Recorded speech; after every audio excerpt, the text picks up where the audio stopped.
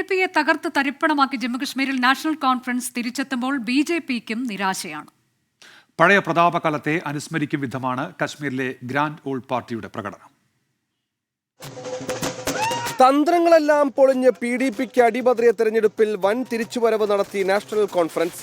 India സഖ്യത്തിൽ നിന്ന് മാറി നിന്ന് തോൽവി ചോദിച്ചു വാങ്ങിയ മെഹബൂബ മുഫ്തി അപ്രസക്തിയായപ്പോൾ 2 മണ്ഡലങ്ങളിൽ നിന്ന് വിജയിച്ച് ഒമർ അബ്ദുള്ള ജമ്മു കശ്മീരിന്റെ മുഖ്യമന്ത്രി കസേരയിലേക്ക്.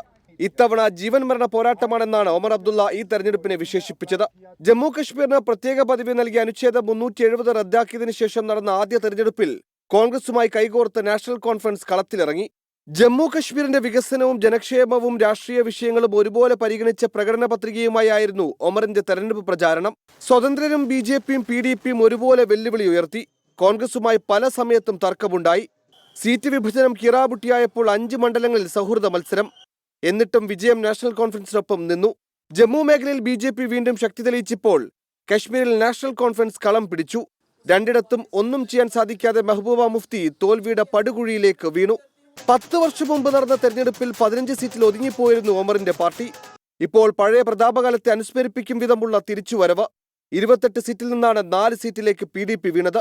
25 സീറ്റിൽ നിന്ന് 29ആയി നില മെച്ചപ്പെടുത്തിയതിൽ BJPക്ക് ആശ്വസിക്കാം. പക്ഷേ ജമ്മു കശ്മീരിലേറ്റ തോൽവി BJPക്ക് കനത്ത പ്രഹരമാണ്. Research desk 24.